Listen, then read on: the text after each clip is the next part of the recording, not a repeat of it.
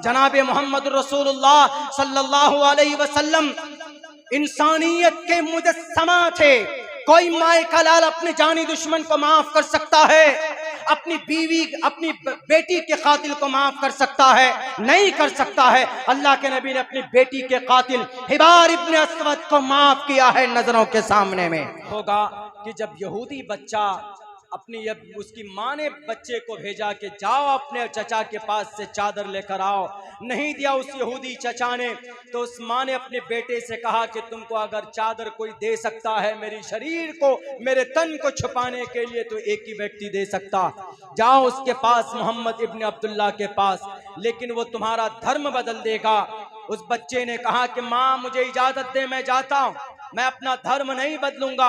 वो बच्चा आकर कहता है कि हो इस मोहम्मद, मोहम्मद कौन है तुममें? अल्लाह के नबी बैठे हुए थे अपने सहाबा कराम के बीच में और उन्होंने कहा कि ये मोहम्मद। अल्लाह के नबी ने उनको करीब किया और कहा कि बेटे बुलाओ, बताओ जरा तुम्हारा मसला क्या है, तुम्हारी परेशानी क्या? वो बच्चा कहता है कि मोहम्मद, पहली बात तो आप मेरे धर्म को तो नहीं बदलेंगे, तब मैं अपनी ज़रूरत बताऊंगा। तो अल्लाह के नबी ने कहा कि तुम अपनी ज़रूरत बताओ बेटे, मैं तुम्हारा धर्म को टच भी नहीं करूंगा, पूछूंगा भी नहीं, तुम्हारा नाम भी नहीं पूछूंगा, तुम्हारी ज़रूरत क्या? उस बच्चे ने कहा कि मेरी माँ को चादर की ज़रूरत है, मुझे एक चादर चाहिए। अल्लाह के नबी चाहते तो कह सकते थे कि जाओ 2 दिन बाद आएगी चादर तो दे दूंगा, लेकिन जनाब मोहम्मद रसूलुल्लाह बैठे थे, एक चादर आपने अपने तन पर रखी हुई थी, आपने उस चादर को उठाया और उस बच्चे को दिया, कहा कि जाओ अपनी जरूरत पूरी करो। वो बच्चा आता है, आकर अपनी माँ से कहता है कि अम्मा ये चादर लो। माँ कहती है कि तुम्हारा ईमान, तुम्हारा धर्म बाकी तो है, तुम्हारा अकीदा तो बाकी है, जोडाइज्म यानी यहूदी धर्म, यानी हजरत मूसा के दीन को फॉलो करने वाला, तौरात पर अमल करने वाला, उसको यहूदी बोलते, लेकिन आज उस पर अमल करते नहीं है। आज के यहूदी तो जालिम है, आज के यहूदी तो बम बरसा रहा है, आज का यहूदी तो 60,000 माओं की जानों का कातिल है, आज का यहूदी तो 20,000 मासूम बच्चों के कातिल है। गजा पट्टी में जो गोला बारूद बरसाया जा रहा है वो कौन है? वो ये नालायक यहूदी है जो इंसानियत को भूल चुके हैं, जुल्म तशद्दुद का बाजार गर्म किया हुआ। मैं नहीं जाऊंगा उधर बात करने के लिए, लेकिन बस इतना समझिए कि आज वो तौरात पर अमल नहीं करते। तौरात पर मानवता बताया गया, तौरात पर इंसानियत बताई गई, तौरात पर वहदानियत बताई गई, लेकिन आज वो सिर्फ ज़बानी दावा करते हैं कि हम हजरत मूसा के मानने वाले। मेरे भाइयों, जब उस माँ ने कहा कि बेटे तुम्हारा ईमान तो सलामत है, यानी तुम्हारा अकीदा तो सलामत है, उस बच्चे ने कहा कि माँ तुम गलत हो, तुमने जिस मोहम्मद के बारे में जो बातें कही दूर दूर तक वो चीजें उनमें नहीं पाई जाती। वो इतने अच्छे हैं, वो कोई इम्तियाज नहीं करते, उनके पास इतना बड़ा ओहदा है तब भी वो अपने दोस्तों के बीच में बैठे हुए। या हमारे पास अगर कोई एमएलए साहब हो जाए, एमपी साहब हो जाए तो तेवर बदल जाते, या कोई करोड़पति लखपति हो जाए तो आपसे हाथ नहीं मिलाएंगे जनाब। अगर कोई पीएम सीएम हो जाए तो मत पूछिए, वो तो किसी की तरफ देखना भी गवारा नहीं करते। दुनिया का एक ऐसा ओहदा। अल्लाह के नबी अलैहिस्सलातु वस्सलाम अपने सहाबा के पास मिलते जुलते बैठते, सबके साथ रहते, कॉमन नॉर्मल अंदाज में सादगी के साथ रहते। उन्होंने कहा कि माँ तुम गलत हो, जिस मोहम्मद ने हमसे दीन नहीं पूछा और जिस मोहम्मद ने मेरी जरूरत पूछ करके जरूरत जानी तो फौरन अपनी चादर को मेरे हवाले किया है, मेरी माँ तुम्हारा धर्म गलत है, इस मोहम्मद इब्न अब्दुल्ला का धर्म सही है, तुम नहीं, लेकिन मैं जाता हूं उनका गुलाम बनने के लिए।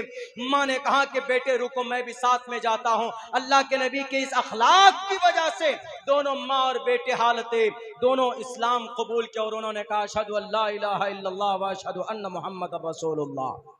इसीलिए जो लोग कहते हैं कि इस्लाम को जबरदस्ती फैलाया जाता है, देखे वो मोहम्मद रसूलुल्लाह की सीरत को, वो पढ़े मोहम्मद रसूलुल्लाह के करामात को, उनके अखलाक को, तब जाकर इसके ऊपर एलिगेशन से लगाए। तो इसीलिए मोहम्मद रसूलुल्लाह को कहा गया नाराशंस महाप्रिय मसीह के। अल्लाह के नबी इतने महान हैं कि पूरी दुनिया के अंदर प्रिय मित्र माने जाते हैं जनाब मोहम्मद रसूलुल्लाह। जितनी मोहब्बत मोहम्मद रसूलुल्लाह से लोग करते हैं, दुनिया के लोग शायद किसी और व्यक्ति से नहीं करते। अल्लाह के नबी के अंदर कूट कूट कर अच्छाइयाँ भरी हुई थी, कूट कूट कर सच्चाइयाँ भरी हुई थी जनाब मोहम्मद रसूलुल्लाह सल्लल्लाहु अलैहि वसल्लम में। मेरे भाइयों, जो शराब की थैलियाँ दे दे कर लोड़ों को लड़ाते हैं, वरना क्या ऋग्वेद, यजुर्वेद, सामवेद, अथर्ववेद, रामायण, महाभारत, गीता पढ़िए, इनके अंदर भी बहुत अच्छी बातें हमारे हिंदू भाइयों की अंदर लिखी गई है। उसके अंदर क्या फ़र्क है भाई? हम एक अल्लाह को मानते हैं, कुरान की आयत पढ़ते कुल हुवल्लाहु अहद अल्लाहुस समद लम यलिद वलम यूलद वलम यकुल लहू कुफुवन अहद।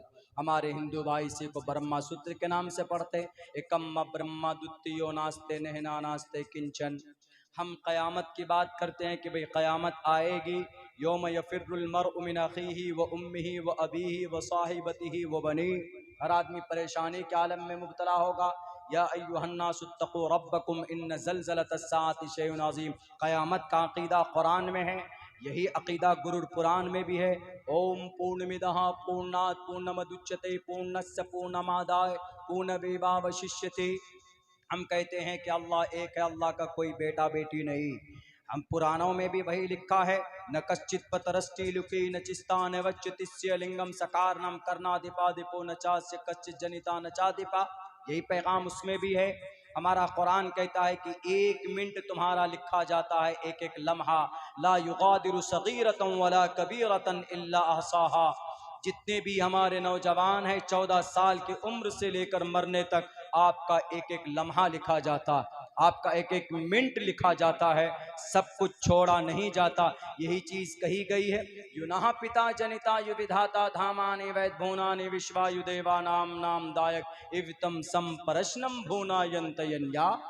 यही बात उसमें भी लिखी गई कि मरने के बाद ईश्वर के सामने आना है और कहना है कि हम इतने मर्तबा मुखिया रहे, ये ईश्वर हम एमपी रहे। तो ईश्वर कहेगा एमपी बाद में, पहले मुखिया में जो घोटाला किया वो बताओ। मुर्गा बना दिया जाएगा, वहां हिसाब किताब होगा। युना पिता जनिता का यही मतलब है हर किसी के लिए। मुसलमान का तो ज्यादा है, मुसलमानों के लिए तो अल्लाह के नबी एक हदीस पेश करते हैं कि क़यामत में सवाल होगा, उम्र के बारे में पूछा जाएगा, वन उम्रिही फीमा अपना, उम्र कहाँ बिता कर आए। लेकिन हमारे जो नौजवान तबका जो सोशल मीडिया में एकदम मस्त पड़े रहते हैं, हर वक्त अपनी जवानी को बर्बाद करते हैं, उनके लिए भी कहा गया वन शबाबी फीमा अबला। अपनी जवानी यानी 15 साल से लेकर 45 साल या 50 साल जवानी है।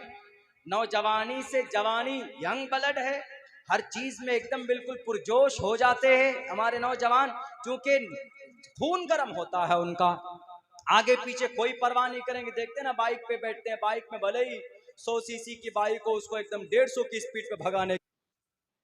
वरना इस्लाम में जो खूबसूरती, मैं चैलेंज के साथ कह सकता हूं कि भाई कोई माए का लाल अगर दावा करे तो जनाब मोहम्मद रसूलुल्लाह से बेहतर तरीका और सिस्टम कोई नहीं बता सकता। जनाब मोहम्मद रसूलुल्लाह सल्लल्लाहु अलैहि वसल्लम इंसानियत के मुजस्समा थे।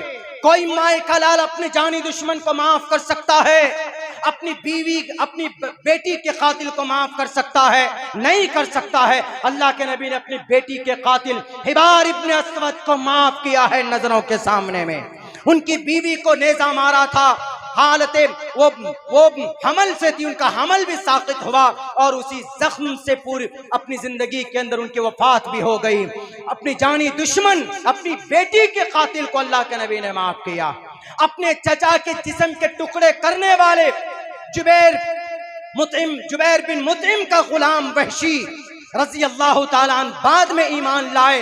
अल्लाह के नबी के जिस्म के टुकड़े करने वाले वहशी को भी अल्लाह के नबी ने सीने से लगाया है। कोई माए का लाल जो कहे अल्लाह के नबी का जानी दुश्मन अबू जहल का बेटा, उसको भी आप अलैहिस्सलाम ने माफ कर दिया है। यहाँ तक के कई ईमान वालों का कत्ल करने वाला अब्दुल्ला इब्न असद, अल्लाह के नबी ने फतेह मक्का के मौके पर उनको भी माफ किया। इतना बड़ा दिल वाला अगर कोई है वो जनाब मोहम्मद रसूलुल्लाह सल्लल्लाहु अलैहि वसल्लम। उनकी लाई हुई शरीयत गलत कैसे हो सकती? बैरकैफ मेरे भाइयों, बड़ी कुर्बानियों के साथ, बड़ी मेहनत के साथ ये इस्लाम हम तक आया है, पहुंचा है। वक्त काफ़ी हो चुका है, चूँकि मुझे लंबा सफ़र भी करना है, और भी लोग बैठे हैं, शायद उनकी भी बात होनी, लेकिन इतनी बात समझ में आनी चाहिए हमारी भी और लोगों की भी कि मेरे साथियों, मेरे दोस्तों, इस्लाम से बेहतर सिस्टम और निज़ाम दुनिया के अंदर किसी भी मज़हब में नहीं है। उसकी वजह ये जो हमारे इस्लाम के खातिर जितने भी लोग शहीद हुए, चूँकि इनको बात समझ में आ गई थी कि इससे बेहतर सिस्टम दुनिया में कहीं नहीं, इसीलिए उनके सामने अपनी जान की कोई उन्होंने कीमत नहीं समझी, फौरन शहीद हो गए। फौरन जो आया मैदान में, चलो भाई अपनी जान। अबू जहल को अबू जहल ने पूछा बीबी सुमैया से कि सुमैया, आज तुम अपनी जान बचाओगे कि ईमान बचाओगी? दोनों टांगों को दो मुखालिफ सिमतों में बांध करके कहा था। आजकल हम और आप होते तो फौरन कहते कि हम आपको मानते, अपनी जान बचाने के लिए ईमान का सौदा कर लेते। सुमैया ने कहा कि एक जान क्या अबू जहल, अगर लाखों जानें अल्लाह मेरी ज़िंदगी में मुझे दे दे तो मैं हर एक जान को शरीयत इस्लाम के नाम पर, नबी के नाम पर, रब की वैदानियत के नाम पर कुर्बान करने के लिए तैयार हूँ, लेकिन कभी भी तुमसे अपने ईमान का सौदा करने के लिए तैयार नहीं हूँ। ये जवाब सुनना था कि अबू जहल ने दोनों ऊँटों को दो सिमतों में चलाया, बीबी सुमैया को बीच से चीर कर रख दिया गया, लेकिन ईमान का सौदा नहीं किया। उन्हीं की शहादत की वजह से आज इस्लाम यहाँ तक पहुँचा है हम तक।